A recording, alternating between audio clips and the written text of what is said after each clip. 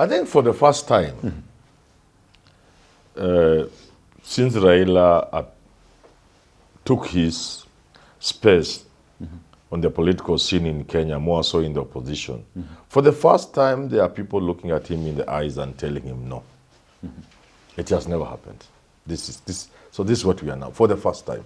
For the first time, there are men and women with the courage to tell Raila no. And that's why you can see the likes of people like Kalonzo Musyoka, Eugene Wamalwa, Martha Karua, and even James Orengo. For the first time, nobody has had the courage in the past to look at Raila in the eyes and tell him no. In the eye and tell him no. Okay. I think that's what is happening. As a person who has been around, I think that's the only way you can explain this. Yeah. Previously, Raila would go alone, negotiate for a deal, come, and everybody toes the line. They may sulk. The worst they can do is to sulk, to make a little noise when he's not around. But the moment he appears, they keep quiet, shut up, or even duck under the table. But for the first time, there are men and women in the country with the courage to look at Raila and tell him, no, we are not going the dialogue way. We are not going to be with Ruto in this thing. He's not the kind of man we can work with, for the first time. And so I think this is why we think it looks a little strange. Yeah. Finding himself in this kind of peculiar position somewhere that perhaps he has not been before, how then should he handle this kind of problem that is at hand right now, facing him right there, owing to the fact that he is the face of leadership in Azimio la Umoja because he has not exited yet the stage, and he is there. And seemingly there's some sort of a leadership crisis here. Raila is facing what many strong leaders face when they are fading away. Sometimes you don't want to, you can't even believe that your time is up. Okay. And you see, most strong leaders are as strong as the space they are given.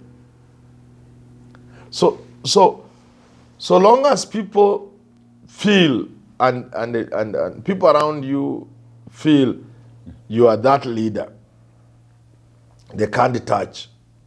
You are something else. You're almost a god. Everything is okay. But the moment they remove that veil and they see you as a human being, just like them, your days are gone. Yeah, so Raila's days seem to be going. And you can see he is struggling. Like he says, I'm going to do this, then he retracts. He still thinks he has the magic. The magic is fast disappearing. And this is because of the people he interacts with, who do not tell him the truth, who fear him.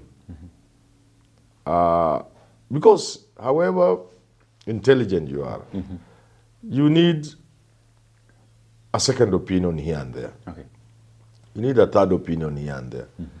You need advice occasionally. There are things you need to consult people, and people also consult you. But in Kenya, our leaders don't have good advisors. And even the ones they have, they don't heed what those advisors tell. So when you lose the radar, when you are no longer, when you get it wrong, there's nobody to help you see it is getting wrong. So Raila has gotten it wrong, but there's nobody to tell him you are getting it wrong. Okay. So if you had the chance, what truth would you have told him? Because you're saying here that perhaps there isn't anybody who can actually tell him the truth. So what truth would you tell him? I would have told Raila, look here, there is nothing wrong with interacting with Ruto. Okay. Because the country is always bigger than an individual. Unlike many other Kenyans, I have always understood the context under which Raila cooperated with Moi, Raila cooperated with Kibaki, Raila cooperated with Uhuru. And I have no doubt that he was going to collaborate with Ruto. Unlike many people, I do understand that it is because of the interest of the country. But I would have advised Raila, many people felt you lost the presidency in 2022 because of Uhuru Kenyatta. Do not go in that route again. If you must think of country in this situation, try and help Ruto without appearing to be working with him. And the worst mistake you can make is actually to try and publicly work with Ruto. You can help Ruto without being seen to be helping him. But don't go in the direction of working with him, because the entire country is against that. You remember from the time Ruto won, his side, Gachagua, remember Gachagua, with his troops and state house and all that. Gachagua was speaking for a majority of the people in Kenya Kwanza. They wanted nothing to do with the handshake. And generally in the country, the mood has been against the handshake. Okay. Any handshake for that matter. So I would have advised Raila not to go in that direction. But you see, we saw it coming. The moment he called off the demonstrations last year, I told people, I can see a deal between Raila and Ruto. There was nothing wrong with that deal, because that was needed to save the country. And I think I commend Raila for that. But he should have understood the public mood. The mood in the country is against any form of cooperation between Raila and Ruto. Okay. So he would have done it quietly, chini ya maji, and calling his lieutenants to order, pole, pole, pole, pole. And then when the demonstrations, when the country calmed, demonstrations were over last year, he should have taken the time that followed just to guide Ruto quietly behind the scenes. This will injure you, this will injure you. Of course, there's the question of what he will get in return. Okay. And there was also the AU seat which was coming. Again, he would have gone for this AU seat without the tacit support of Ruto.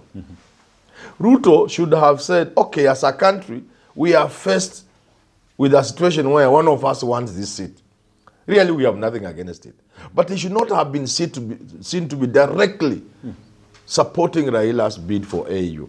Okay. In fact, it comes out as if the government wants Raila out of the way. So these are the things both. But of course, there was also the question of the government, of course, for one to have maybe a chance at this particular seat, then there should be that sort of endorsement. I've explained.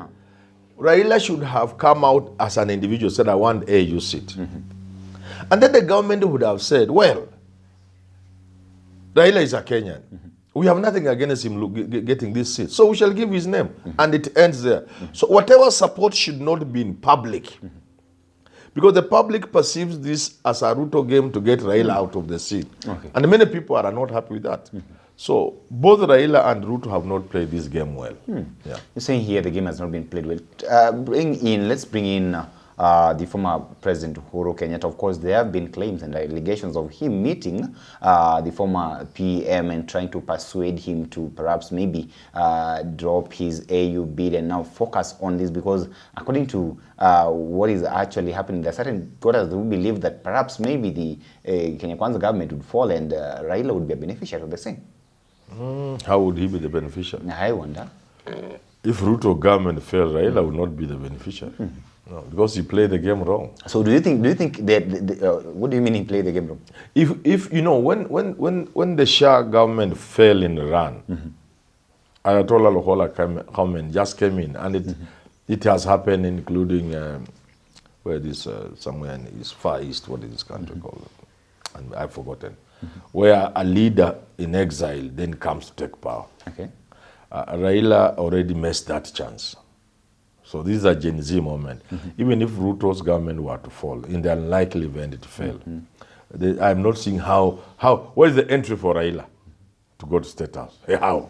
He himself has doubted. He says, even if Ruto goes, how? So what after he has gone? He himself has ruled himself, Raila has ruled himself out of the possibility of taking power after Ruto. In the unlikely event Ruto fell from somebody else will take note him. Okay. Yeah, so, but then do you believe that the former President Uhuru Kenyatta would actually go to that level of trying to persuade Raila? This is politics. If Uhuru, there are two things that may bring Uhuru into the Kenyan game. Yes. Because as a retired president, the normal thing is for you to let others play their game. You've done yours. You go home and enjoy your retirement. But what would bring Uhuru back? There are two things. The first thing is, if he feels Ruto is being unfair to him, if he feels Ruto is out to punish him, Ruto is out to hurt him, then naturally Uhuru Kenyatta would have an interest in Kenyan politics. An interest which would injure Ruto. The second reason I see for Uhuru having interest, if he has interest in this country's politics, would be because he feels he owes Raila a debt. He feels he didn't handle the game well in 2022. And a person who should not have taken over took over because he didn't play the game well.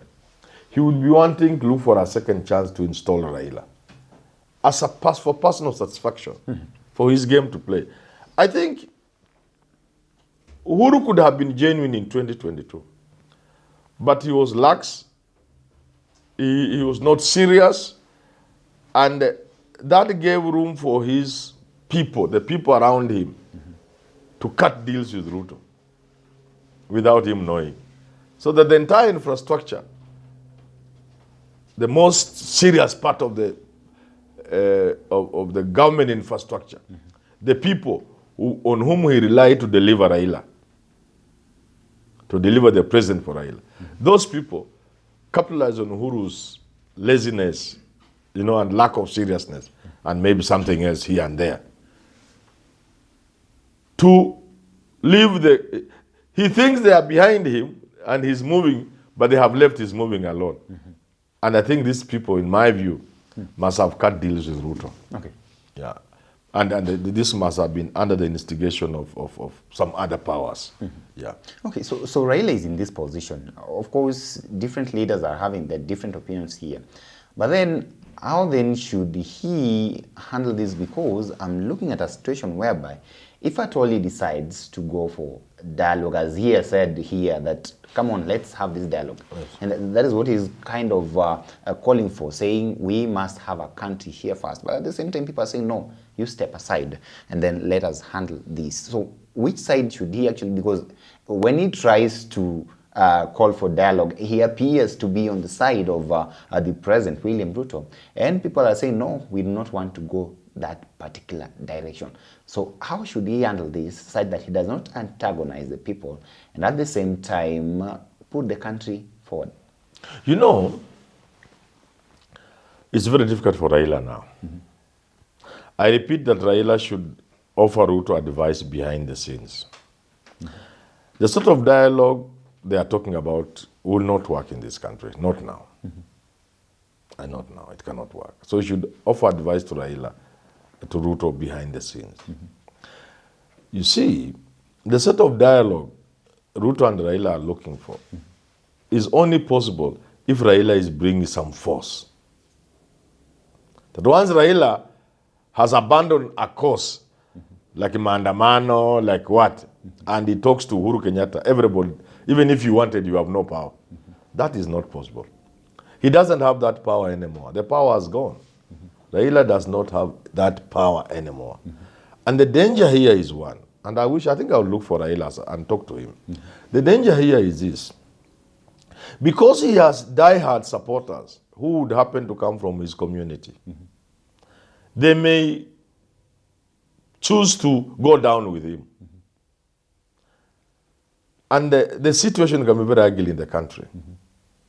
Where if people are demonstrating in the streets, Raila's people are a counter demonstrating. And that will be dangerous for the country. Because you see, Ruto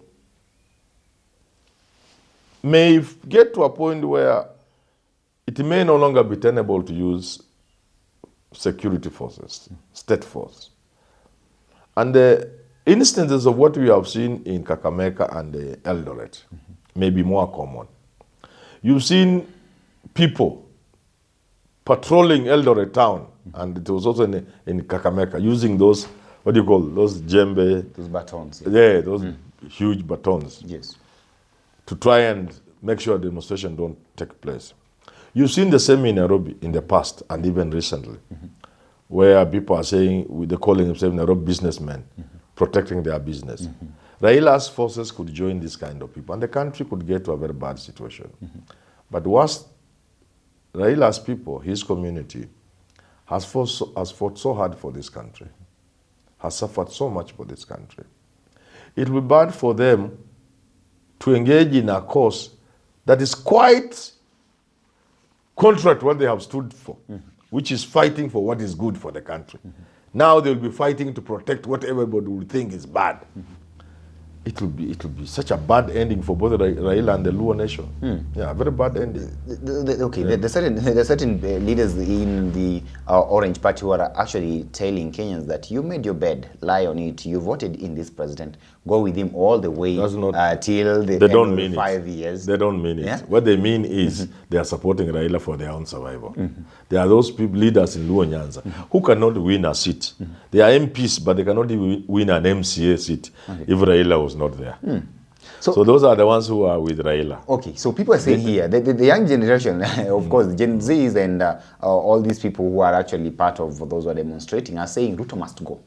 But then Raila is asking, okay, you want him to go where? And then, of course, what's the alternative? In case he goes, of course, we'll remain here with Rigathi Gachagua. And they're saying, is he a better option? That's why they're saying, I'm no, sure Raila, I'm shocked and I'm surprised that Raila is seeing this thing that way. Ruto must go has nothing to do with Ruto leaving State House.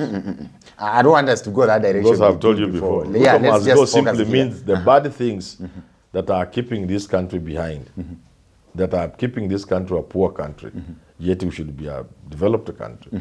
Those are the things that must go, not Ruto the person. Let's have it literally. Ruto must go, as they are saying, because that is what Raila is saying here, that if I heed to the... But I'm also surprised if even where you are going, even if Ruto were to go, does Raila think Ruto will go under circumstances where the other people would remain? Raila must be more serious. And that is why he's saying that... By the time it gets to a point where the president is leaving, who will be, if the president can leave, how can the deputy remain? You think the president can live under circumstances where the deputy can remain? Or Wetangula, Papa, or Roma. By the time Ruto leaves, the things are so bad, none of these people can remain. Unless he's resigning. If he resigns, okay, let me resign. But if the president resigns, he resigned because the situation is so bad, he thinks that's the only way to save the country. Certainly, he would not resign and leave the deputy. They will resign both. So that Wetangula does his thing for 90 days and there's an election. Those are very unlikely events. And I don't know why Raila is trying to bring that. I don't see that. We don't get because there. That is what is happening here, because these people, those who are saying Ruto must go are saying it's either you're with us or you're with the president or you're neutral. So what position should Raila then take? Raila, I'm repeating, Raila understands this country more than anybody, more than Ruto and anybody else for that matter, more than many people put together. He should bring that experience to the benefit of the country by advising the president accordingly, by helping the president see certain things the president is not seeing. Okay? As for his own thing, if he doesn't get the AU seat, Raila is still young enough. I know Biden has bowed out of the out of the race. But Raila is not Biden. Raila is still a strong person. You see Trump there. Trump is Raila's age mate, and they are still strong people. Raila can still run for an election in 2027. What I would advise Raila to do, he's a politician. There is no benefit in the country collapsing so that he gets the pieces. In any case, I've said he will not get the pieces if the country collapsed, if the government collapsed. He should advise Ruto so that Ruto finishes his term. And Raila can come back in an arrangement where he's working with somebody like Rigathi Gachagua. We have avoided anarchy in the country. 2027 is here, or even earlier, but under an arrangement that is civil and democratic. An election is due. And we have seen the best for this country is to abandon Ruto. So who does Raila work with? He can be helping Ruto at the same time working with Gachagua. Okay? He can also say, I've played my game. I've done enough. This country cannot ignore me. If anybody ignores me, that's okay. History will not ignore me. And assemble a team and tell Kalonzo Musyoka, take over this country. Tell Gachagua, you have a chance to rule this country if you want to be president. But work with Kalonzo Musyoka in 2027 and thereafter, you can try your chance. if we all agree that Ruto must go in 2027. I think that's the better way for Ruto for Raila to play the game. So that's the better way. Of course, you hear saying that he'll not. Either he will end as president of this country in 2027 or thereabouts, or he will install Kalonzo and Gachagua. Either way, any of those, his legacy will be guaranteed. So you're saying that he should make sure that the country does not plunge into anarchy. Yes. But that is the direction that is going. No, But people do not want to hear you are making it worse by seeming to support Ruto, to save Ruto. Let's say it.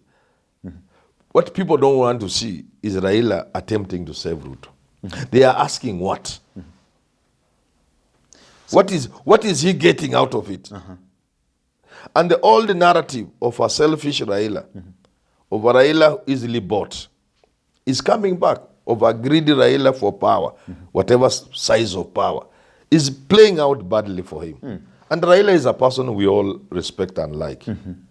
We have a lot of regard for Raila Odinga. We would not, some of us who are genuine people, genuine friends, we would hate for Raila to end his career in such a bad way. I would do anything to help Raila if it was in my power, for him to end his career with a good legacy. The way it is going is appearing to be a traitor, a person betraying the cause. It may not be the case. Raila has a bigger picture of the country, and he thinks there's nothing to benefit from a collapsed government. There's nothing to benefit from anarchy. He's seasoned enough to know that. But the way he's playing it, he's playing into the hands of those who want anarchy. So you're saying Raila working with or appearing to work with President Ruto actually fuels this kind of problem that we are having? Yes. But at the same time, you're telling me that he should advise the president out of this situation. Yes. So how does he do that without appearing No, to be you supporting don't. the president? No, you see, there's so much that takes place behind the camera, behind the scenes. The things that you see playing out in public rarely move anything. What moves things are stuff that takes place behind the closed doors. Even in organizations. What people say in public is nothing. What people say quietly, silently, when there are only walls, is what moves things. Not what people say on TV and everything, no. So this dialogue is for TV and it's not working. Abandon it. Abandon it. Say, I have listened, people, you don't want dialogue. Ruto, now you manage your things. So try to change things. Watu wanasema attack dialogue, wanasema you do 1, 2, 3 fast. Then wanakutana na Ruto anamwambia, na yenyewe hapa, I've been in these streets, I know. Hii hautatoboa.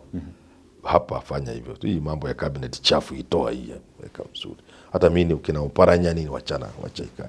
Because if you put people like Oparanya in government, it's like a slap in the face of Gen Zs. That is actually what I was coming to. It's contempt to the people of Kenya. You are throwing a contempt card to the people by, you are doing exactly the opposite what everybody wants you to do. So it's like Mutadu, and Raila should not be seen to be helping Ruto when he says Mutadu. He should be telling Ruto, I have been in these streets. I've been here long. I was here when you were in school. This is not a joke. This is not the way you go about it. Let us abandon that experiment of Kina Oparanya, Kina Joho. Look at the names. Oparanya, Joho. By the time you get to Junet, people just want to throw. That is what I'm seeing here. But of course, the president also said that he... Amaambie hata kama mulifanya pact gani na kina Duale na kina nani, ignore them for now. Because what is the point of doing this? Because the country can collapse. Okay. So what is the point? This is the time to ignore those people for now. They would also understand that there's nothing to be benefited from the chaos. This chaos, by the way, can cause a lot of harm. Already, every Tuesday and maybe Thursday, people, even if you want people to come, even if you are a tough, harsh employer, people simply don't come to the office and go and do their things. They are taking, even just using as an excuse. So that business is losing badly because of this. And let me tell you, a government is as strong as the confidence and the support the big interests have. Okay. The big interests here are usually businessmen. Once they lose that confidence in your government, you are gone. Okay. You are gone. So, and they are losing big money. Employers are having to reckon with very poor performance, with great absenteeism, people not turning up with the excuse there are demonstrations, coming late. You see, that means even their support for government will begin to wane until it will disappear. Once the big players, they are called the interest players, and they are different in different countries. Here religious leaders, business community, the international community. Okay. Once these big players lose, they lose confidence in you, my friend. Things begin to go like. Okay. Yeah. Now that calling for dialogue, as the president did, of course, seems to be making Raila appear as if he is saving, or rather is trying to save the president. Then the other question that I was actually asking now, should he be kind of neutral totally, or leave anything to do with such kind of discussions that would perhaps appear to be in support of this particular dialogue that those who are protesting are against? No, it's a very simple thing for Raila. And I've said it. Okay, let me repeat. For Raila, he should not be seen to be saving Ruto. Yes. Please, and I'm speaking English. Yes. He should not be seen to be supporting and saving Ruto. Number one. Number two, that notwithstanding, Raila's experience must be used to save the country. And that's why I'm saying he should find a way of advising President Ruto without being seen to be trying to save him. Yes. That experience should not go to waste. The moment he turns himself into an advisor, not a beneficiary, the game will change. Even him will be surprised. Okay, but let him commit his experience to advise the president, not to try and cut a deal with the president to be a beneficiary. Okay. And whatever benefits, even bigger benefits, will ensue automatically. Okay. Yeah. Talk to me about the kind of position that the Wiper leader, Kalonzo Musyoka, actually finds himself in here. John Buddy says here that Kalonzo Musyoka is leading them to nowhere because they're like, these people are insisting and siding with those who are demanding for the resignation of the president. But they're saying to where? Because they're not seeing actually any sort of destination where Musyoka is leading them. So Mr. Musyoka finds himself in a very peculiar situation here as well, reading from different scripts with the former PM. So what then he awaits him, or what then, how then should he actually handle himself now that Azimio is seemingly falling off and things are not working for him? Look at I think people like John Mbadi are they're just confused. They're trying to cling to a past that is not going to work for them. They still live in the dream world where Raila's word is final. Okay. Even that is fast disappearing. For Kalonzo, I have not heard him say Ruto should go. You've not heard him say Ruto should go? No. And I don't think that's what he's saying. No. What is he saying? What have you heard him say? I think Kalonzo is among the people who are saying there's so much we can do as a country to change this country. And we should work towards removing Ruto. Prof, we are only having two sides here. There are people who are saying Ruto must go. But then there are people who are saying let's have a dialogue out of this problem. No. Those both Raila is saying let's have a dialogue. Both are wrong. Both sides are wrong. Ruto must go if it means that Ruto must leave State House. It's something that can happen under circumstances that I'm not seeing us going through. But Ruto must go to mean there's so much we can do to change this country. And Ruto must be the midwife. If he doesn't do that, then if he goes, he will not go in very interesting circumstances. So those circumstances are not about Kalonzo taking over or Raila taking over.